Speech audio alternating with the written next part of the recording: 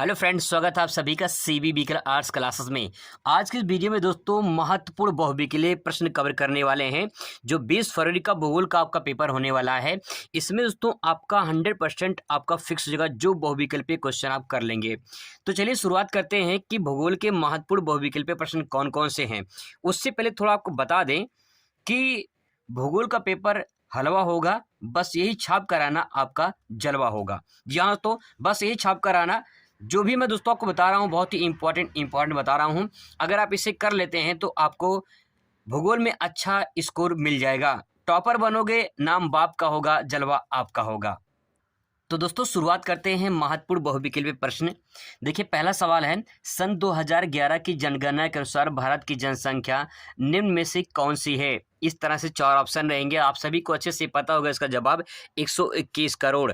अगर दोस्तों यहाँ पे मान लेते हैं इस सवाल का जवाब, मान लो यहाँ पे 121 करोड़ लिखा है, लेकिन अगर यहाँ पे 121 करोड़ 0.08 लिखा होता तब भी राइट दोस्तों आंसर ये होता। ठीक है, तो अगर मान लो इस तरह लिखा होता तब भी ये इसी तरह से दोस्तों करेक्ट हो जाएगा। ठीक है, आगे देखिए, निम्नलिखित राज्यों में से किस एक में जनसंख्या का घनत्व सर्वाधिक है। तो दोस्तों यहाँ बता दें कि भारत में, पूरे भारत में देखा जाए तो जनसंख्या घनत्व कहाँ पे सर्वाधिक, तो बिहार है। लेकिन यहाँ पे 4 ऑप्शन दिया गया है जिसमें बिहार नहीं है। और दूसरे नंबर पे बात करें तो पश्चिम बंगाल का नंबर आता है। तो दोस्तों इसमें करेक्ट आंसर हो जाएगा पश्चिम बंगाल। जनसंख्या घनत्व का मतलब होता है कि प्रति वर्ग किलोमीटर पे निवास करने वाले व्यक्तियों की जो संख्या होती है उसी को जनसंख्या घनत्व कहते हैं।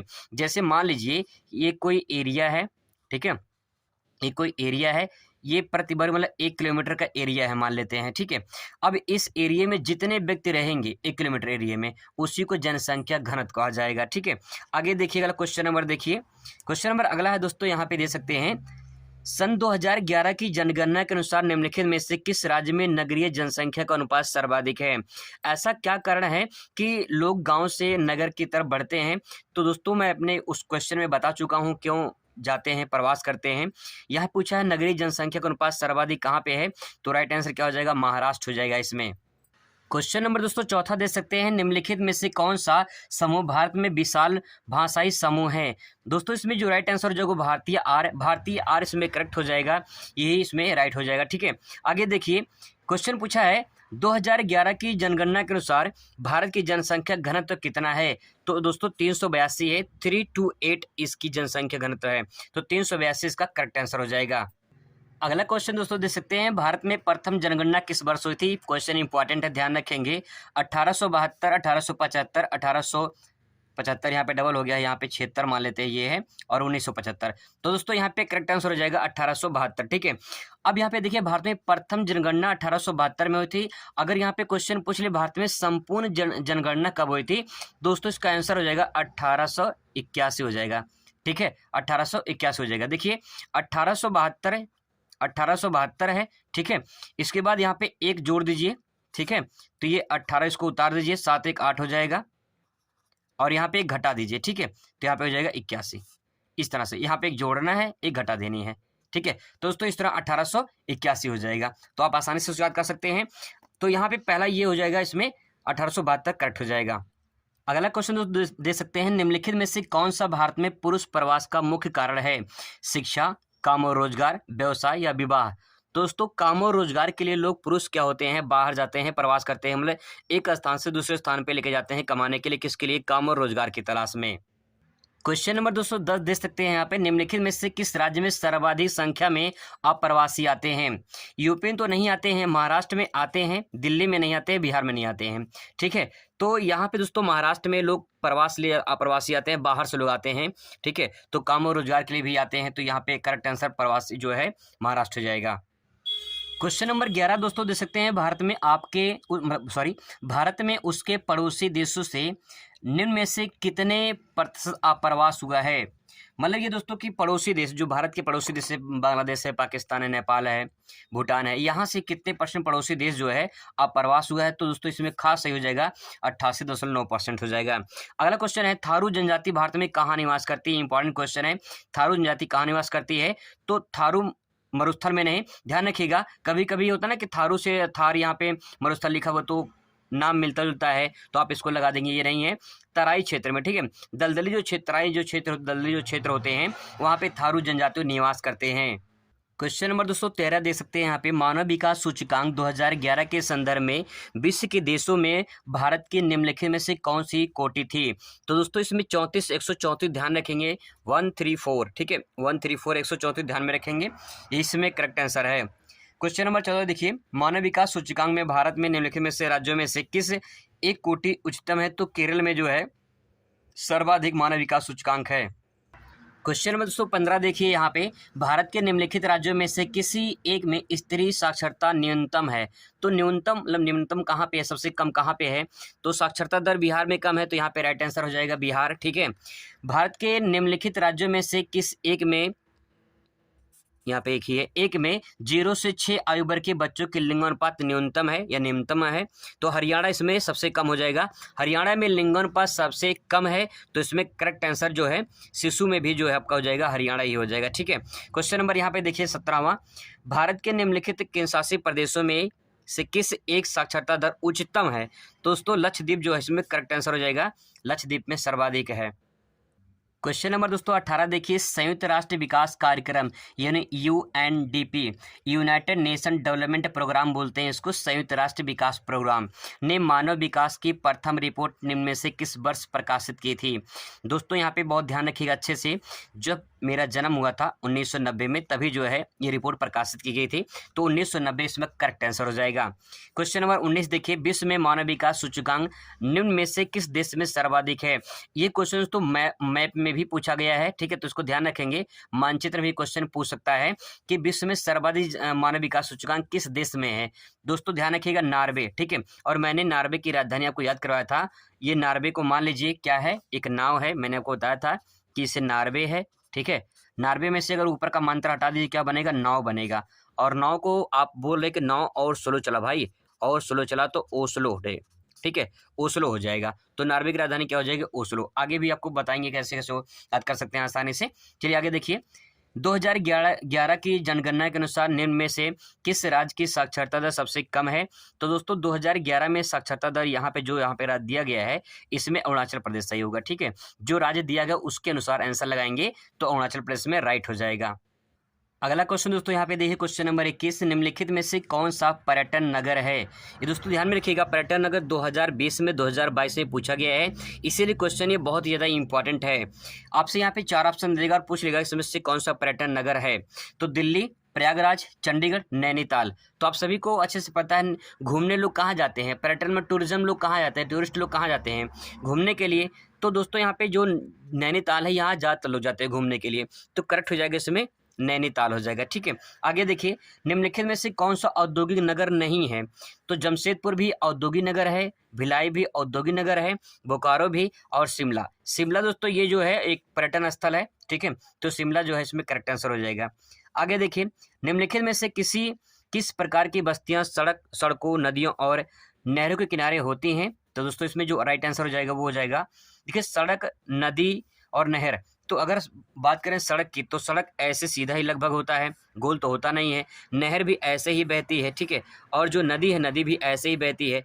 तो यहाँ पे जो घर बनेंगे कैसे बनेंगे, एक रेखा में बनेंगे, तो राइट आंसर क्या हो जाएगा, रेखीय हो जाएगा, ठीक है। क्वेश्चन नंबर अगला देखिए यहाँ पे, भारत में निम्नलिखित में से कौन सा गेहूं का सबसे बड़ा उत्पादक राज्य है? मध्य प्रदेश, हरियाणा, पंजाब, उत्तर प्रदेश। दोस्तों बता दें कि 24 नंबर क्वेश्चन का सही हो जाएगा आपका उत्तर प्रदेश है। यहाँ पे ध्यान रखिएगा कि भारत में सर्वाधिक गेहूं उत्पादित करने वाला राज्य है उत्तर प्रदेश। अगर प्रति हेक्टेयर की बात करें तो पंजाब हो जाएगा, लेकिन यहाँ पे सबसे बड़ा पूछा है तो उत्तर प्रदेश ही हो जाएगा। अगला क्वेश्चन दोस्तों यहाँ पे दे सकते हैं, निम्नलिखित में से कौन राज्य भारत में चावल का सबसे बड़ा उत्पादक है? दोस्तों ध्यान रखिएगा, चावल के बारे में, गेहूं के बारे में, मक्का के बारे में, चाय के बारे में यहाँ पूछ सकता है सर्वाधिक कहाँ पे उत्पादन होता है, तो उसको आप ध्यान रखेंगे। निम्नलिखित में से कौन सा चावल उत्पादक सबसे बड़ा राज्य है? पंजाब, मध्य प्रदेश, उत्तर प्रदेश, पश्चिम बंगाल। दोस्तों सबसे ज़्यादा चावल जो उत्पादन करता है वो पश्चिम बंगाल करता है, ठीक है। आगे देखिए, भारत में जूट उत्पादन सबसे बड़ा जो है सबसे अधिक कहाँ होता है? तो दोस्तों ये भी जो है पश्चिम बंगाल होता है। ध्यान में रखिएगा कि चावल के लिए अगर पूछे, जूट के लिए पूछे, तो दोनों का आंसर क्या हो जाएगा, पश्चिम बंगाल हो जाएगा, ठीक है। श्वेत क्रांति संबंधित है? तो दोस्तों यहाँ बता दें, श्वेत क्रांति दुग्ध उत्पादन से, श्वेत मतलब सफेद और दुग्ध यानी सफेद होता है, तो दुग्ध उत्पादन से संबंधित है। ठीक है, क्वेश्चन नंबर देखिए 28 यहाँ पे देख सकते हैं, पृथ्वी का निम्न में से कितने प्रतिशत धरातल जल से आच्छादित है? तो दोस्तों आप सभी को पता है कि 71% पृथ्वी पर जल है और 29% स्थल है। ठीक है, अगला क्वेश्चन दोस्तों देख सकते हैं, निम्न में से कौन सी नदियों का जोड़ा सबसे अधिक प्रदूषित है? तो दोस्तों गंगा यमुना के आपने सुना होगा, जो गंगा नदी है ये कानपुर जैसे एंटर करती है यहाँ से प्रदूषण शुरू हो जाता है, और यमुना नदी से मथुरा में आती है, वहाँ पे प्रदूषण शुरू हो जाता है। तो गंगा यमुना जो है सबसे प्रदूषित नदी में से एक है। क्वेश्चन नंबर 30 देखिए, निम्नलिखित में से कौन सा ऊर्जा का नवीकरणीय स्रोत है? सबसे पहले आपको पता होना चाहिए नवीकरण क्या होता है। तो नवी का मतलब जिस ऊर्जा या जिस संसाधन को हम नया बना सकते हैं या पुनः प्राप्त कर सकते हैं उसे नवीकरण कर सकते हैं। नवी का मतलब नया, करणीय मतलब करना, नया बना सकते हैं, नया कर सकते हैं। ऐसे स्रोत को, ऐसे संसाधन को हम नवीकरणीय कहते हैं। तो देखिए जल विद्युत यानी जल, समुद्र में जल अथाह सागर पड़ा है। अभी हमने क्वेश्चन पढ़ा कि जो है पृथ्वी पर कितना जो है जल है, तो 71% है। तो जल तभी खत्म नहीं होगा, सूर्य भी कभी खत्म नहीं होगा। तो जल विद्युत, जल से प्राप्त होने वाला विद्युत, ठीक है, सूर्य से प्राप्त होने वाली ऊर्जा, तापीय ऊर्जा दोस्तों में इसमें कोयला है, पेट्रोलियम है, ठीक है, प्राकृतिक गैस है, इनसे हमें एनर्जी जो मिलती है उसको तापीय ऊर्जा हो जाएगा। तो आप सभी को अच्छे से पता है कोयला, पेट्रोलियम और प्राकृतिक गैस ये लिमिटेड हैं, ये खत्म हो जाएंगे। तो दोस्तों इसमें करेक्ट आंसर क्या हो जाएगा? तापीय ऊर्जा हो जाएगा। ज्वारीय ऊर्जा जो समुद्र ज्वार भाटा आते हैं उसके द्वारा जो ऊर्जा प्राप्त होती है उसे ज्वारीय ऊर्जा कहते हैं। ठीक है, तो उसमें करेक्ट आंसर हो जाएगा तापीय ऊर्जा। अगला देखिए, बॉक्साइट का सबसे बड़ा उत्पादक निम्न में से कौन सा राज्य है? तो दोस्तों यहाँ पे बता दें कि बॉक्साइट जो होता है वो सबसे ज़्यादा, सॉरी फॉर दैट, उड़ीसा में है, यहाँ पे झारखंड नहीं है, सॉरी फॉर दैट, उड़ीसा दोस्तों। ठीक है, बॉक्साइट का सबसे बड़ा उत्पादक राज्य कौन सा है? उड़ीसा है। यहाँ पे गलती से झारखंड लग गया है, उड़ीसा आप लगाएंगे। ठीक है, उड़ीसा इसमें करेक्ट हो जाएगा। ठीक है, क्वेश्चन नंबर दोस्तों यहाँ पे देखिए, निम्न में से कौन सा तरल सोना कहा जाता है? तो तरल सोना की बात करें तो दोस्तों लोहा है, मैग्नीज है, तांबा है, ये तो ठोस होते हैं। ठीक है, तो दोस्तों यहाँ पे पेट्रोलियम जो है तरल सोना होता है। अगर काला सोना पूछ ले तो कोयला हो जाता है। क्वेश्चन नंबर 233 देखिए, निम्नलिखित में से किस राज्य में प्रमुख तेल क्षेत्र स्थित है? बिहार में, राजस्थान में, असम में, तमिलनाडु में? तो दोस्तों इसका राइट आंसर हो जाएगा असम में। असम में तेल क्षेत्र स्थित है। ठीक है, आपने नाम सुना होगा नाहरकटिया, डिगबोई, यह सब असम में पड़ते हैं। बॉम्बे हाई खनन के लिए प्रसिद्ध है। तो दोस्तों बॉम्बे हाई जो है ये खनिज तेल के लिए प्रसिद्ध है। करेक्ट इसमें हो जाएगा खनिज तेल। ठीक है, आगे देखिए, इंपॉर्टेंट क्वेश्चन है, योजना आयोग की स्थापना भारत में निम्न से किस वर्ष की गई थी? दोस्तों यहाँ पे 47, 48, 49, 50, चुप मार के लगा दीजिए 50, 1950 में योजना की स्थापना हुई थी। आगे देखिए क्वेश्चन नंबर 36 देखिए, योजना आयोग को निम्न में से किस वर्ष नीति आयोग के रूप में प्रतिस्थापित किया गया? दोस्तों 2015 में, जैसे 2014 में मोदी जी प्रधानमंत्री बने थे, 15 में योजना आयोग को नीति आयोग कर दिया गया था। तो राइट आंसर क्या हो जाएगा? 2015। ठीक है, अगला क्वेश्चन दोस्तों देखिए, भरमौर क्षेत्र निम्न से किस राज्य में है? तो भरमौर जो क्षेत्र है दोस्तों इसका राइट आंसर हो जाएगा हिमाचल प्रदेश। हिमाचल प्रदेश में करेक्ट हो जाएगा। द पॉपुलेशन बम पुस्तक के लेखक का नाम पूछा है दोस्तों, इस पे बहुत ही ज़्यादा इंपॉर्टेंट है, ये क्वेश्चन कई बार रिपीट हुआ है कि द पॉपुलेशन बम जो है ये किसने लिखा है? दोस्तों बता दें कि जो है एहरलिच करेक्ट हो जाएगा इसका आंसर। ठीक है, आगे दोस्तों 2 क्वेश्चन बचा है, 40 क्वेश्चन में से कहा था। यहाँ पे देख सकते हैं, जल प्रदूषण से होने वाले जो रोग है उनमें से कौन सा है? तो जल प्रदूषण से होने वाला रोग कौन सा है? हेपेटाइटिस इसमें करेक्ट आंसर हो जाएगा। क्वेश्चन नंबर लास्ट देखिए 40, भूमि के निम्नीकरण के कारण निम्न से कौन सा है? तो दोस्तों भूमि के निम्नीकरण का कारण कौन कौन सा है, इसमें कौन सा कारण है ये आपको बताना है। तो उसमें करेक्ट आंसर क्या हो जाएगा आपका? मृदा अपरदन। मृदा अपरदन ये सबसे बड़ा कारण है। भूमि का निम्नीकरण का मतलब ये होता है कि भूमि का ह्रास होना, भूमि का कम होना। ऐसा क्यों हो रहा है? तो इसके कारण पीछे क्या, मृदा अपरदन हो रहा है, मृदा का कटाव हो रहा है, यही कारण था। दोस्तों यहाँ पे मैंने आपको 40 क्वेश्चन बताया है। अगर आप इसे यहाँ से प्रैक्टिस कर लेते हैं तो आपको बहुत बड़ा फायदा हो जाएगा, और जो 8 नंबर का बहुविकल्प पे पूछा जाता है वो अभी आपका कन्फर्म हो जाएगा। मुलाकात होगी दोस्तों दूसरी वीडियो में। Thanks for watching.